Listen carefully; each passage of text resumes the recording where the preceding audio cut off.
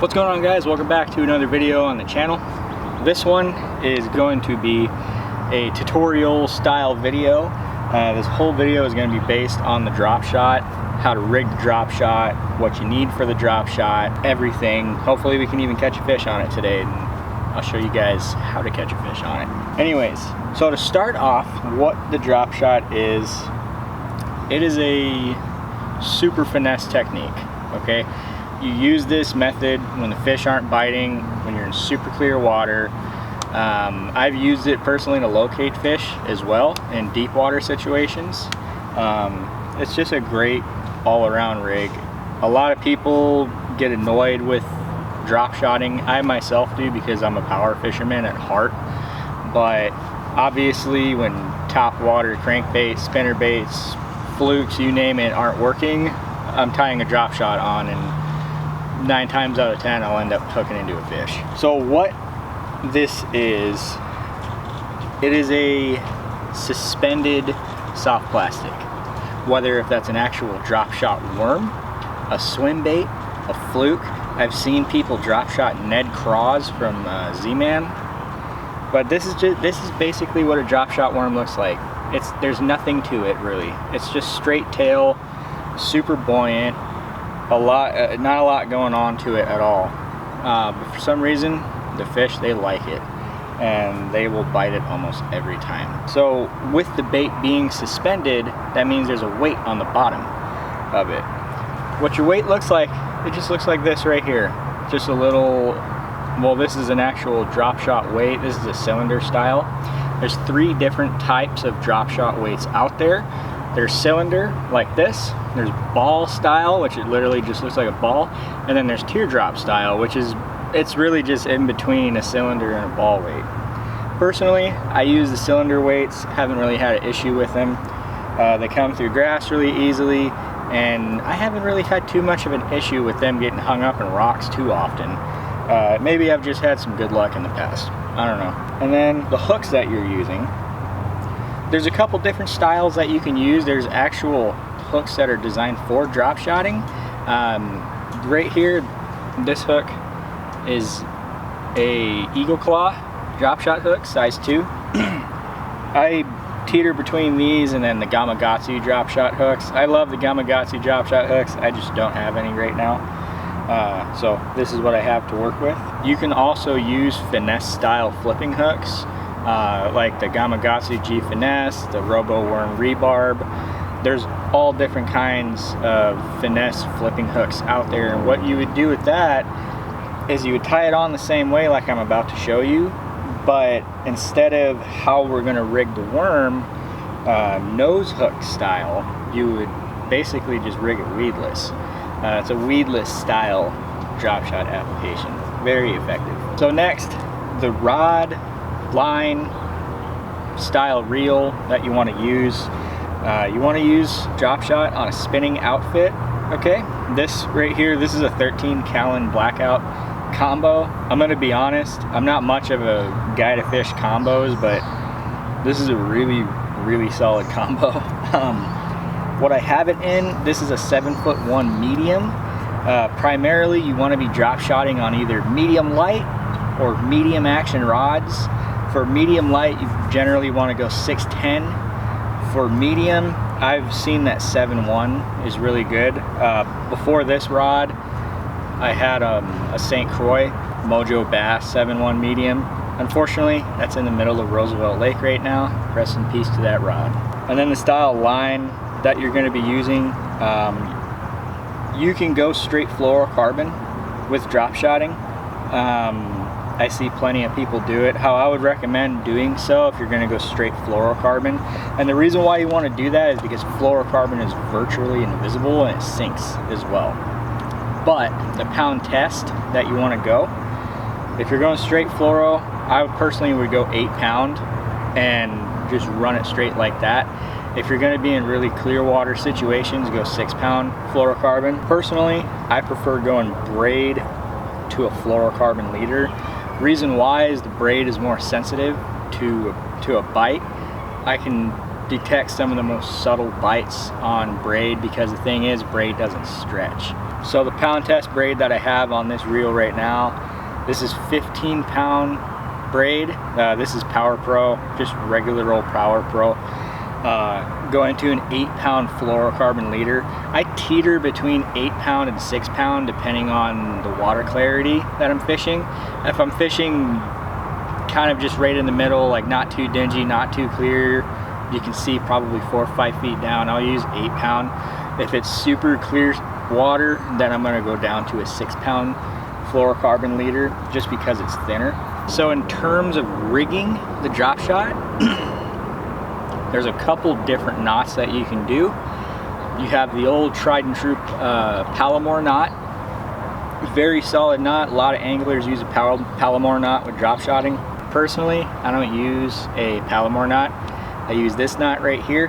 I have zero clue what the name is. Found it on YouTube, and since then it's been an amazing knot. I just call it the Dropshot knot because I wouldn't use this knot with anything else, and you'll see why with how it ends up turning out, that this knot is really just for drop shotting. Whereas with a Palomar knot, you can use it for a drop shot, but you can also tie jigs on, spinner baits, crankbaits, whatever you name it. It's an all-around knot. This knot right here, this is specifically for drop shotting. So what you're gonna do in terms of rigging the drop shot, you're gonna take your drop shot hook with the barb facing up, then you're gonna run your line down through the eye of the hook, as so, and you're gonna pull about 18 inches of lead out or so, just so you can have some room to play with. The leader that I actually run, the length of leader that I run on the rod, I usually run around 8 feet of leader, just because, so I can have some room to play with, because obviously we lose rigs, we have to retie and so on and so forth, so having a little bit of a longer lead gives you just a little bit more playroom. So then once your line is through the eye of the hook, you're gonna take your hook, point it up, and on the tag end side, you're gonna take it and form a loop around the hook just like that. Then you're gonna take your hook and you're gonna wrap it through that loop 4 times. 2, 3, and 4. So now you're gonna have a loop that looks just like that. And now what you're gonna do, just gonna pull it tight. Pull a little bit on the tag end, pull a little bit on main line side, and right when you get it up to where you're about to cinch it, wet the knot and just slowly work your way in. Push it in with your fingers, and once you get it down to that, cinch it nice and tight. And with this fluorocarbon, you kind of just want to really try to work it in there, get those wraps nice and tight. And what you did by doing so, you just made a perfectly horizontal hook. And that is what you want when you're drop shotting. You want a horizontal hook. You don't want it up, you don't want it down, you want it perfectly horizontal. Now next, when it comes to putting your drop shot weight on, these are pretty simple to put on how they have it set up. They have a little metal guy on the top right there where you can just put the line through and pull it up through the tight part. It's basically just like a little slit. You pull the line up in and it'll crimp it. But I'm going to show you how to rig it to where you won't lose as many weights. So what you're going to see on the top of that little drop shot weight is a little eyelet that you're going to slide your line through. You're going to take your tag end of your line, you're going to put it through that eyelet, and now, since I said to pull out about 18 inches of lead with when you're tying the hook on, this is so you can have room to play with how long of a lead you want between your hook and your weight. So generally I do about 12 inches or so. Could be more, could be less, just depends, but a good all-around lead length between your hook and your weight is 12 inches. So got about 12 inches right there. I'll go a little bit closer. Yeah, that's good. So now you're just gonna take that line and you're gonna boop, pull it right up through that little slit. So now what you're gonna wanna do, so you don't lose as many drop shot weights, because right now you just have that tag end of your line right there. You have a bunch of tag end hanging out. You're just gonna tie 2 overhand knots. 1 and 2. Pull that nice and tight. Now with that tag end of your line hanging off the weight, you're just gonna snip that off. Alrighty, so now you got your weight, you got your hook suspended above it. Now we gotta put a worm on there, because obviously a bass ain't gonna bite a bare hook unless he's not the smartest bass in the world. Alright, so in terms of soft plastics, you're gonna go to a store, whether that be your local tackle shop, Bass Pro Shops, Cabela's, Sportsman's Warehouse, wherever it may be. You're gonna go over to the soft plastics and you're gonna see all the drop shot worms, and you're gonna see that so many companies make the same worm basically. So in this video I'm gonna give you a little recommendation on my personal favorite drop shot worms, just to kind of wean down your amount of choices that you have going on there. So for my first recommendation, this is the tried and true Robo Worm 4-inch straight tail. This is in Morning Dawn color. If you live in Arizona and you're not throwing Morning Dawn, you've been living under a rock. And then another solid option right here. This is the Robo Worm 4-inch Alive Shad. This is in their hologram shad color. It's a really good bait if you want to just simulate being a little bait fish down on the bottom of the lake. And then lastly, a bait that I've been using a lot lately and I've been catching a lot of fish. I've been doing a little bit of work with this company. This is the Phat Pack Baits 6-inch thin worm. This worm has been really good. It's insanely buoyant, has really good scent to it, and the action that it has, it's so subtle. When you're just jiggling your rod, you're just making that worm dance. And the fact with it being buoyant versus the Robo Worms are really good, and I will always use these. They're amazing. But when it comes to really finicky fish, having that buoyancy to where your bait is kind of just suspended right there, it lets that bass really look at it. So today at the pond that we're at, the worm that we're going to use, because these bass are very finicky in here, they're tough to catch, I'm actually going to use this Phat Pack Baits one. But what I'm going to do is, instead of running it in a 6-inch, I'm going to run it in a 4-inch. And this is what I've been doing recently when I'm fishing in a really pressured situation. So it's 6 inches long, this worm. You got a lot of small bass in here. There are bigger fish in this lake as well, but primarily you're catching little fish. So what I'm going to do, I'm just going to rip that head right down to 4 inches. And quite honestly, bass doesn't care if there's a rip in it. He's not there to judge your worm, he's there to eat it. So what I'm going to do next, this is how I rig this drop shot worm in open water situations where it's not going to be weedless. What you're going to do, you're going to take a drop shot hook, you're going to take your worm, and you're just going to nose hook it. Nose hooking it, you're going to just put it right through the nose, and that's it. That's all you're doing. Alright, so now that we got our drop shot set up, we're ready to fish, I'm going to throw you guys on my chest on the GoPro. We're at the water already, and I'm going to show you guys how to work a drop shot, and hopefully we can manage to catch a fish right here as well, so I can show you that the drop shot works. And there's plenty of other videos out there where you can see the drop shot works. So I'm going to show you guys how to work this little bugger, and hopefully we can hook into something. So I'll see you guys on my chest. Alright guys, so we're over at the spot that we're going to be showing you guys how to work a drop shot. So first, I'll fire that thing out there. You're going to want to let it sink down to the bottom.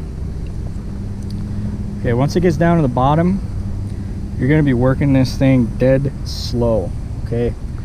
It's gonna hit the bottom. You're just gonna slowly drag that little thing in, okay? You're gonna mix it up with dragging it and jiggling it as well. Here, let me get into the sunlight for you guys. All right. Gonna drag it real slow. Give it some jiggles. And when you're jiggling these little drop shot worms, what it's doing is just making it dance. It's going like this. It's going like this. And it's just looking like eye candy to bass. And that's really all you're doing with this. You're just pulling it in real slow. And what you're trying to do, you're trying to keep contact with the weight and the bottom of the lake. Okay, you want that weight dragging along the bottom. You want to feel all the rocks. You want to feel sand. You want to feel branches, everything. Along with, when you're jiggling this worm, you're hopping the weight up off the bottom. And what that's doing, it's creating disturbance. It's creating little clouds of dirt. And what that'll do, that'll call the bass over to come inspect what's going on. Let's fire another cast out there. The reason why I'm over on this side of the lake opposed to that side, so it's later in the morning right now, okay, it's hot, the water's warm, and over here it's all shaded, okay? This is where you want to pay attention when you're drop shotting, especially when it's hot outside. You want shade, you want all the structure you can get. There's not a lot of structure in these little ponds right here, so it's really just trying to find where they're at. Obviously there's structure in the bottom of the lake, but hey, you can't see it from right here. So you're more trying to find the structure with that drop shot weight. You're trying to find those little rock piles. You're trying to find that big branch that fell off of the tree into the water in a storm. Any structure there is in this lake, that's what bass are going to cling to. Not to mention, this lake is also insanely pressured, and I'm hoping to be able to show you guys that on this little drop shot you can catch bass in just about any body of water where there's bass. You got a drop shot on and a reliable drop shot worm tied on, you'll at least get some bites or even follows, because a bass sees that little worm just jiggling on right by, dragging it slow. It's like eye candy. They're just gonna come and get it, because the thing is, it's an easy meal. They're not having to chase anything. The bass can look at it for a little bit. He can inspect what it is and decide if he's going to eat it or not. And that's why I'm jiggling it, because jiggling it when that bass is just sitting there looking at it, when you're jiggling it, you're just dancing in front of him. It's like you're dancing a donut in front of somebody. The person's going to take a bite out of it eventually. That bass, you're dancing a worm in front of him, he's going to take a bite. And I think I have a fish right now. Yep, there's one right there. That's a good fish.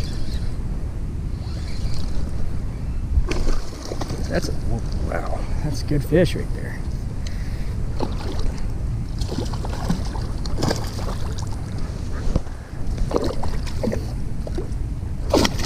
Oh, come on, buddy. There we go. There's one right there. That was on, what, the third cast? Anywhere. Oh, we lost our worm, so we're gonna have to put another one on. But there we go. There's the first bass of the day.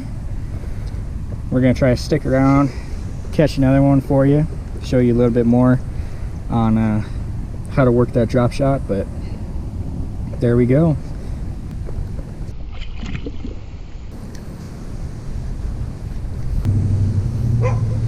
All right, just gonna flick that little thing out there and just gonna let it go down to the bottom. You're really only wanting to pull this thing about a foot at a time.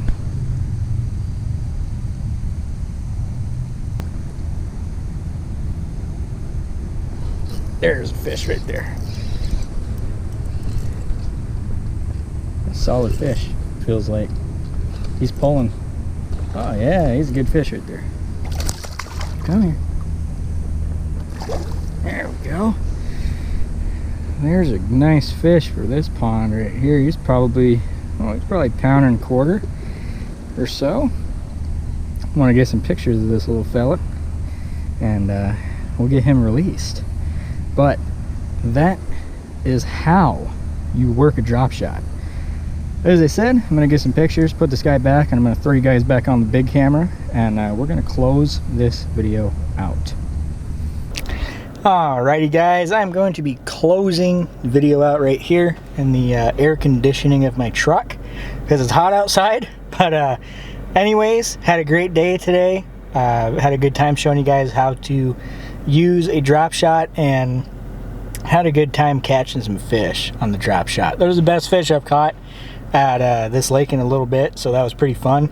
Anyways, if you guys enjoyed the video, make sure to go down and hit the subscribe button, the like button, share it with your friends, leave a comment if you want, and I'll see you guys in the next video. I'm gonna get home now, get this video edited up, and get it out to you guys. So I'll see you guys in the next video.